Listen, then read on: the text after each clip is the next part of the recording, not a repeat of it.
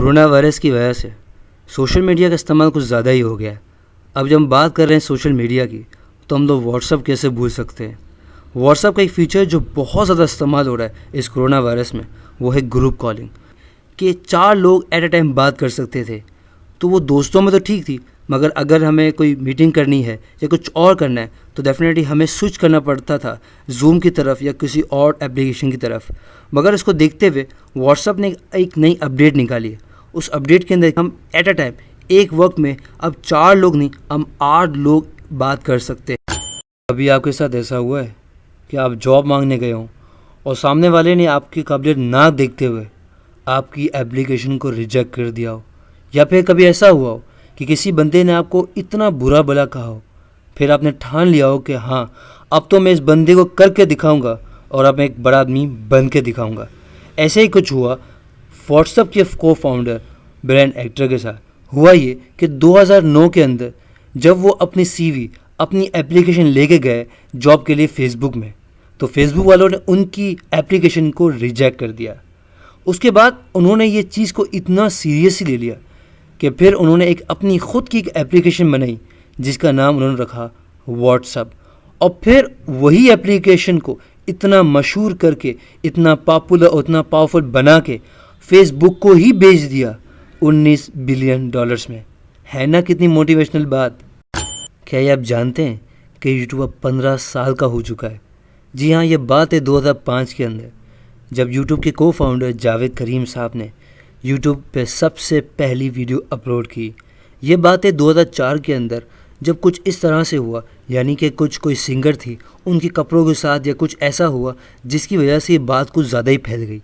तो डेफिनेटली जब बात फैली तो क्यूरियोसिटी होती है।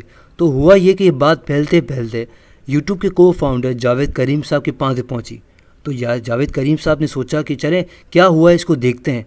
तो उन्होंने इंटरनेट पर सर्च किया, मगर हुआ क्या, इंटरनेट पे उन्हें कोई भी वीडियो नहीं मिली, यानी कोई ऐसा प्लेटफॉर्म ही नहीं था जिस पर वीडियो चल सके। फिर क्या हुआ, 1 साल बाद 2005 के अंदर उन्होंने यूट्यूब बनाया और फिर यूट्यूब पे ये वीडियो अपलोड की जो आज भी मौजूद है। क्या ये आपको मालूम है कि दुनिया का सबसे पहला आर्टिफिशियल इंटेलिजेंस बेस्ड रोबोट कब बना था? अब आप सबसे पहले तो ये सोच रहे होंगे कि रोबोट तो मुझे पता है, अब ये आर्टिफिशियल इंटेलिजेंस क्या है। बेसिकली अगर मैं इस तरह से कहूँ ईजी अल्फाज में कि इंसान जैसा सोचता है, इंसान जैसा डिसीजन लेता है, अगर वैसा ही मशीन लेना शुरू कर दे, मशीन भी डिसीजन इंसान की तरह लेना शुरू कर दे, मशीन भी इंसान की तरह सोचना शुरू कर दे, तो वो कहलाता है आर्टिफिशियल इंटेलिजेंस। अब आपको ये तो समझ आ गया होगा। अब आप ये भी सोच रहे होंगे कि क्योंकि ये जो टेक्नोलॉजी आप बता रहे हैं ये कुछ आज की लगती है, कोई नई टेक्नोलॉजी लग रही है, क्योंकि आज की जो टेक्नोलॉजी है बहुत ज़्यादा एडवांस है कंपेयर टू पुराने वक्तों के। तो आप ये सोच रहे होंगे कि हो सकता है ये टेक्नोलॉजी 10 साल पहले आई हो, 20 साल पहले आई हो, मगर मैं आपको बताऊं आप हैरान हो जाएंगे कि ये टेक्नोलॉजी आई थी, यानी कि दुनिया का सबसे पहला आर्टिफिशियल इंटेलिजेंस बेस्ड रोबोट बनाया गया था 1966 के अंदर। जी हाँ, 1966 के अंदर जो टेक्नोलॉजी थी उसको लेकर इंसानों ने एक ऐसा रोबोट बनाया था जो इंसानों की तरह सोच सकता था, और उसका नाम रखा गया था शैकी। आप में से बहुत सारे लोग च्युइंगम तो खाते ही होंगे, और क्यों ना कहें, होती ही इतनी अच्छी है। मगर क्या ये आप जानते हैं कि च्युइंगम आपको कूल ही नहीं लगा था, सिर्फ अच्छा ही नहीं फील करवा था, मगर साथ ही साथ उसके कुछ फ़ायदे भी हैं। जी हाँ, च्युइंगम पे रिसर्च की गई और बताया गया कि च्युइंगम के भी कुछ फ़ायदे हैं। अगर मिंट फ्लेवर वाली च्युइंगम खाई जाए तो वो आपके टायर्डनेस लेवल, यानी कि आपकी थकावट तो थोड़ा सा कम कर सकती है।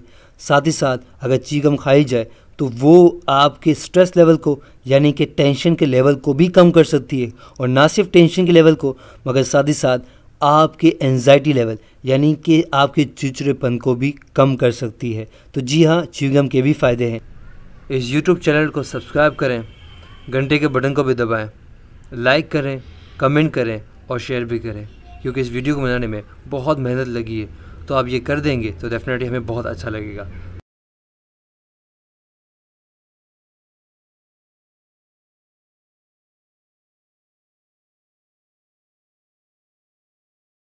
तो उम्मीद करता हूँ कि आपको ये जान के बहुत हैरानी होगी और बहुत अच्छा